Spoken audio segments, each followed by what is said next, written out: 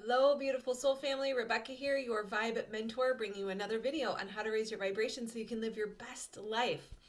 So, if you are here, you are part of our soul family. I start that video, or I start all my videos the same way for that exact reason, because I think it's so important that we realize that we are in this together. You are not alone, and we need to bring our community together. And I have done just that. I have introduced something called the New Earth Construction Team Community. We have at least 25 people at this point, and we are growing every day. And I wanted to offer to you an opportunity to jump in at the early bird pricing, where you get grandfathered in as a founding member for $25 per month to join us. And we have weekly meetings. We bring together the community. Everyone gets to know each other. Musicians meet other musicians. Single mothers meet single fathers. It is awesome and amazing. And so I want to offer and extend an invitation to you to come join us. Now, the goal of our community is not just the community. That's an obviously huge benefit, but also to help you heal whatever blocks are holding you back from your purpose so that you can manifest abundance through it. So part of creating the new earth, creating heaven on earth, is up to us. We are the shift, and collectively, good-hearted people, you can call them light workers or a soul family, whatever you want to call them, it doesn't matter. Everyone has a purpose. You are perfectly imperfect for your purpose. And the things that will hold you back are likely something similar to complex trauma, the lack mentality, or things like overgiving or people pleasing, self-sacrificing. They cause us to play small. And so the group is all about helping you learn how to remove these blocks so that you can step into your purpose and manifest abundance, which is required so that we can create the new earth together. So if you have not yet already contacted me, you can go to my website at vibementor.com, just submit an email there, or you can reply down below. You can also send me an email. My email is in the About section. So I look forward to connecting with you, seeing you in person. We are going to meet weekly in person via Zoom or however the group decides is best for them. So we really look forward to meeting you and connecting with you in person. So let's talk today about overgiving. Overgiving is one of the most significant and the most common trauma responses that I see. It is one of the downfalls of a good-hearted person is we want to do good. We are here to be of service. And so it can seem very confusing because we know that we have the ability to help others. We know that we are here to serve in some way, whatever our purpose, whatever purpose we were designed for, but it can be confused with overgiving. And so giving is loving, but overgiving is dysfunctional. Overgiving is a trauma response. Like I said, it goes hand in hand with codependency. Overgiving is most closely related to the fourth fight, flight, fawn, or freeze response, the fourth F response, and it is the fawn response. Fawning is a way to escape by helping and becoming helpful the people who are hurting us. So we learned early on, our trauma brain was developed usually in those 0 to 7 years, but it can be anywhere from 0 to 14. It could be any point in your life. If you felt unsafe for an extended period of time, if you did not feel safe, seen, heard, cared for, or loved for an extended period of time, you likely are dealing with some form of codependency, trauma, and likely overgiving, right? We overgive in a sense of protection. So the brain learns to become hypersensitive, hyperintuitive, very empathic, and it is scanning the world to figure out who's here, what do they need, and how do I stay safe in it. And part of that response is to make everyone happy, to overgive. And so we give in an effort to protect ourselves, maybe to feel good enough, because if we are in this environment and people are not taking care of us, then inadvertently the belief then becomes there's something wrong with me, or I'm not enough, or I can never do anything right, or people are not safe, or the world is not safe. And so then, in order to feel like we are enough, we learn to overgive. And we might do it to receive praise or attention. But as the helper, we find fulfillment and purpose through being needed. And it is not necessarily a helpful or resourceful strategy for getting our needs met. You do deserve to feel needed, but the result of the overgiving actually is a detriment not only to you but also to the people who you are helping. Right? We, as overgivers, as a healed overgiver, I can identify with this group of people. That's why I can do what I do, is having healed all of this complex trauma, the overgiving, the lack of boundaries, the beliefs of not enoughness. That is what has fueled my purpose and mission, which is your purpose and mission, so that we can heal this trauma and step into our purpose and create heaven on earth, right? So as overgivers, we only feel comfortable or worthy when we are in the role of a helper. It could also be said in the role of an enabler.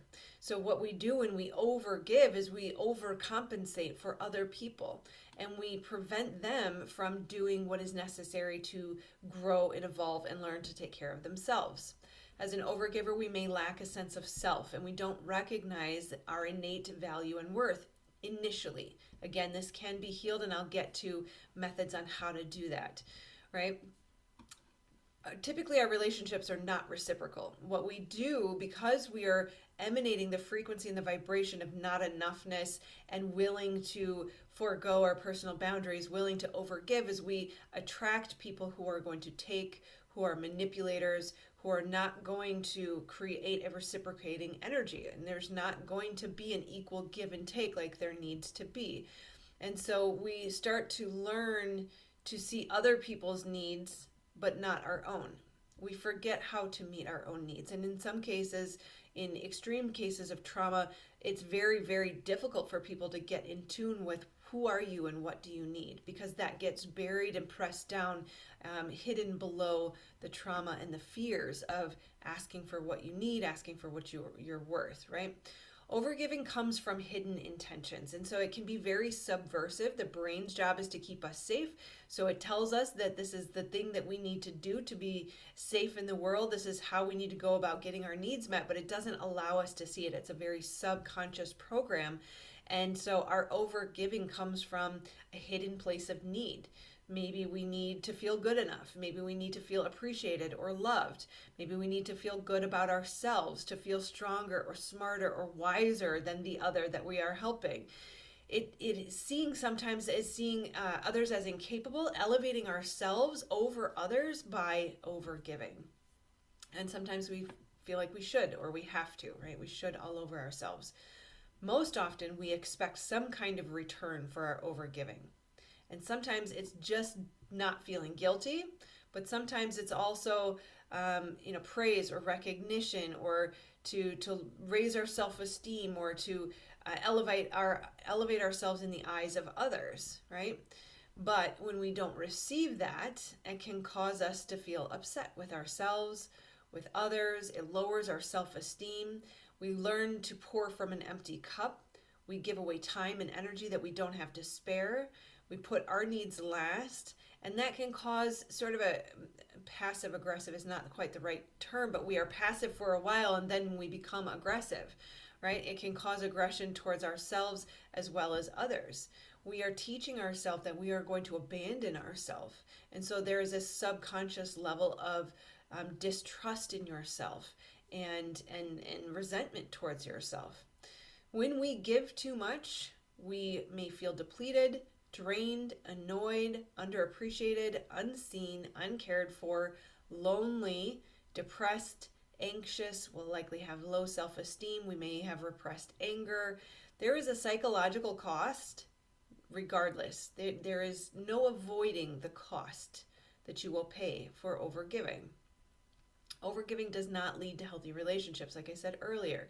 It's the enabling and keeping the other party from learning how to take care of themselves that is actually preventing them from growing and getting stronger. And so if we can reframe this, that I need to stop overgiving because I'm actually hurting people. I as a mother had to realize that doing things for my children that they were able to do for themselves was actually hurting them. A well-known psychologist, Jordan Peterson, even said for the elderly that we are hurting them by doing things for them that they can still do for themselves because we cause their muscle to atrophy. And this goes for anyone, old, young to old, doesn't matter. Everyone in between, we are causing their muscles to atrophy by doing for them things they can do for themselves. So overgiving can also be a form of control. Control, the need for control is also a trauma response. It also is also part of codependency. It comes from that place of feeling fear, feeling not good enough, feeling not safe, and wanting to keep things under control so that the brain can feel like we're not going to get hurt anymore. When we are doing things for others without their asking, in a sense, we're dictating how things will go or what choices they would have made. We're not allowing them to make choices. And therein that is a form of control. Many times we will get a sense of needing to have everything under control all the time and in a certain time period, and when it's not done the way we want it or in the time we want it done, we see others as incompetent or as not bringing enough value to the table. So it's easier to just do it myself than to wait for you to do it in the time that I need you to do it or to do it the way I want you to do it, right? And so by taking that away from them, again, enabling, causing muscles to atrophy, and taking away their free will, their choice, their ability to contribute, their ability to feel a viable part of the solution. And that gives us a sense of control, but then again, hurts the other. All right, so there's a famous person who once said, "I was ashamed to take, so I gave." It is not a virtue. It is a disguise. And that I just really resonated with me, because how easy is it for us to give and give and give and give and give, but then somebody wants to open the door for us while we carry armfuls of things and we say, "Oh no, thanks, I got it. I'll get it with my foot." How difficult it is for us to receive the love and the support that we really desperately want. And how much easier it is for us to overgive. So really look at how that plays out in your life. And remember that healthy giving is done from a place of abundance and excess where we want to give because we have so much. It is not done from a place of I don't have enough, therefore I have to prove by giving, right? So of course the question then becomes, how do I know if I'm overgiving? So here's a list for you. You can't set boundaries. It's difficult to say no. You need other people to notice your help so that you can receive approval. You like to rush people and be their savior. Rush in to save people, rush in to help people. In a sense, you kind of do it before they could, even though they were going to. Right? You have an exaggerated sense of responsibility for others. That one I could definitely relate to. You are uncomfortable expressing your own needs to others. That certainly was very difficult for me in the beginning. You need to project an image of competence all the time. It is very, very difficult for you to be vulnerable. You feel sorry for the other person, even when it's they that hurt you, or they that made the mistake. You do things for other people even when it makes you uncomfortable. How many times has somebody asked you to do something for them? You knew you didn't want it, but you did it almost in a passive-aggressive way where you're like, "Oh, fine, I'll help you," right? Because I have to is the sense, the feeling. I can't say no. You feel unanchored when you have time for yourself and you don't know what to do with yourself. You would like to extract yourself from a relationship, but you don't because you feel the other person relies on you too much. Again, that exaggerated sense of responsibility. So how do we heal? We learn to accept that others will be angry or disappointed when we say no, and it is not our responsibility to take care of people or make them feel good. Now, said another way, how someone else feels is not your responsibility. Yes, we are sensitive, and I will do a video on high sensitivity very quickly here. Because we are sensitive, we're going to feel their discomfort. So that's also going to cause us discomfort. But the gift in realizing this is we have given them a gift. They have given us a gift by helping us learn to work with our sensitivity, helping us strengthen our muscle to say no, helping us to acknowledge that, yes, I sense how you're feeling, but it is not my job to fix this for you. Because even though we know how they're feeling, we cannot fix that for them. That is their gift, that discomfort that will drive them to make change and to learn to read their triggers and to heal their traumas and heal their wounds. That is a gift that we take away from them by fixing it for them. So you are not responsible for how other people feel. You hurt people by preventing them from feeling the discomfort that even you might be able to say you caused them, right? But really you didn't cause it for them. Their life, their situation, their path has brought them to that place. And just because you are part of the dynamic does not mean you are responsible for fixing how they feel. So stop taking responsibility for how others feel. Stop fixing other people's problems just so we can stop their discomfort and also stop our discomfort. And then keep an eye out or subscribe so you get notified of the next video on how to work with your sensitivity to make that a superpower, because there is a way to feel less of theirs, more of yours, and be able to move that through more easily and more quickly so it doesn't cause you as much discomfort either. Next is maintaining boundaries. What you can or cannot do for someone is up to you. It is not up to them, right? So we need to reframe how we understand a request.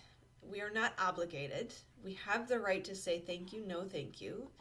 That's not something I am able to do for you right now, right? No is a complete sentence, that we don't have to justify or explain why we say no. That we have the right to just say thank you, no thank you. I don't think that's going to work for me right now. That there are ways that we can practice saying no that come from a firm and confident place, that when the receiver of the no says, okay, that's a clear no. If we're wishy-washy, if we, no, I don't think so, I think I have too much to do, right? Then that opens the door that says there's opportunity here, there's room, let's push on this. Oh, well, if you're not available Saturday morning, maybe you could do it Saturday afternoon, right? And the softer you are in your no, the more they're going to push, the more pressure you're going to feel. And the closer you are to your overgiving days, the more likely you are to cave, say yes to something you don't want to do, then feel that passive aggressive response in your body, and it snowballs from there. So just remember, no is a complete sentence, and you have the right to say what someone can or cannot do. Right? To be in your energy, to be in your experience, to be in your environment, and especially to receive help from you is a privilege. That is an honor. And you need to reserve that. We need to, I don't want to tell you what you need to do, but we need to be careful, be discerning about who we give to, be careful with our energy, take care of ourselves and not pour from an empty cup. Realize that saying no to one thing means saying yes to other things. And in this case, it means saying yes to a healthier you. It's saying yes to your rejuvenation, your replenishment, your energetic state, your high vibration, your frequency, your dreams. It's a snowball effect, right? If you're not comfortable saying no in the moment, you can say, I'll get back to you, right? I'm not really sure about that. Let me get back to you. And so much easier to end that conversation there and say no later than it is to forcefully say no without coming across as too aggressive, which can be a natural response when you're first learning how to do this, because in an effort to protect ourselves, we sort of lash out, wanting to send that message that this is a firm no, but we haven't practiced just coming from a place of confidence in ourselves and saying, no, thank you, no, thank you. And that's it, right? You can say, I don't want to go out today, instead of, I can't go out today. You should say, I don't want to, instead of, I can't, because it's still a cover-up. When you say, I can't, even though you can, but you don't want to, we have to take ownership. We have to be authentic. We have to stand in our truth and say, I don't want to go. I don't want to do that thing. And it's really pretty incredible how the pushback, how serious the pushback can be, the shock and the response in these people who are used to you saying yes or I can't. When you say I don't want to, there's going to be that moment where they respond in a way that says, whoa, how selfish of you, right? So plan on and the unideal response. If you're shifting and changing your dynamic with people, this is going to be new for them, it's new for you. Plan on a little bit of a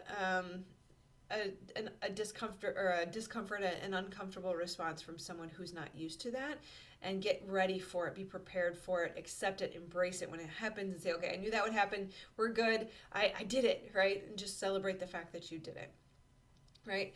Number 3 of 5, I should have been counting, 5 steps to healing your overgiving is identify your feelings instead of numbing out. So notice that you have had likely a lifetime of suppressing who you are, what you need, and it's going to be an exercise to get in touch with what you need. And it starts with learning to recognize how you're feeling.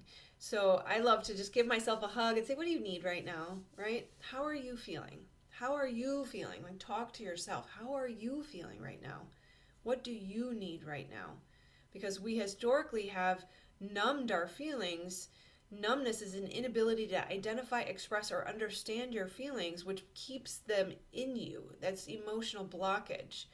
We need to learn how to get in tune with them, get in touch with them, meet our needs, feel our feelings, feel it to heal it, and that allows it to move through you, right? Number 4 is learn how to take care of yourself, love on yourself, practice self-love exercises, watch the video that I created on that, nurture yourself, mind, body, and soul. Really care about what it is you need and meet those needs. And then number 5 is embrace vulnerability. So it's important to remember that we do this, we overgive, or we put on this projection of always being okay because we fear the vulnerability. We fear that sense of unsafety by being vulnerable. And so to practice vulnerability would be the one of the most important steps in allowing yourself. There comes a point where you heal the trauma, you set boundaries, you show up for yourself, you stop acting from the trauma brain and you start coming from your true authentic place. You are in a safe place. You will show up for yourself. You will protect yourself. And so you can trust yourself enough to know who it's safe to be vulnerable with, when it's appropriate to be vulnerable. And so in those places where it is safe and where you know that you can show your true colors or can have a moment of weakness, then it's important to exercise that muscle so that we're not always putting on the facade of everything's okay, I've got everything under control, right? And then reframe the story around discomfort. So that discomfort in vulnerability, the discomfort in feeling a little bit unsafe is growth. And so if we tell ourselves that I'm not safe, catastrophize, everything's going to go wrong, then we're going to continue to guard and protect and prevent showing up authentically. But if we tell ourselves a story that this is growth, that discomfort is good here, that I'm getting stronger, I'm becoming more capable, I'm becoming more authentic, I'm becoming more in general for my friends, for my family, for my community, for the world, so that I can step into my purpose and help manifest heaven on earth, that's a very different story than I'm not safe. And your brain and your body will cooperate when you want to step into more vulnerability. If you feel like vulnerability is a challenge for you, I did do a vulnerability video, but the number one person I first and foremost is Brene Brown. She is amazing as it relates to shame and vulnerability. And so I would check out her videos, check out her books, dig into that more, because there is such tremendous power in vulnerability. And then lastly, I'll just leave you with a quote, because Abraham Lincoln said, "You can please all people sometime, and you can please some people all of the time, but you cannot please all people all of the time." And so that is important to remember, that in our overgiving, we often do that as a protective mechanism to make people happy, to keep ourselves safe. And their unhappiness is not our responsibility. We have to remember that. You carry the weight of the world when you feel responsible for how everyone else feels. And it is more than enough for you to just take care of yourself. There's a German proverb I love to quote. It says, "Sweep in front of your own door." So imagine if all of us were just taking care of our own internal environment and meeting our own needs, the world would be a much safer place. That no one person should have to carry the burden of how everyone else feels. And so just take care of you, and that's enough. And for those who love you in those moments, great. And for those who don't, that's their gift. The trigger that you've offered them will show them where they can heal so that they can accelerate into higher levels of happiness and abundance and peace and joy. All right? Okay, so like I said, there's a community full of people who are working on things like this, overgiving and working on the details, getting really tactical and really nitty gritty about the day to day. How does this play out in my life? So we would love to support you. Come join us. It's super, super exciting. We officially open doors on 11/11, but you can get your name on the wait list now and secure your grandfathered in price at $25 a month. So I look forward to supporting you and meeting you in the future. I love you guys. Please do make sure you like, subscribe, and share. Leave me a little emoji comment to help boost the YouTube algorithm. That's greatly appreciated. Otherwise, click this button to subscribe, or this video is picked based on your preferences. All right, take care, my friends. I love you.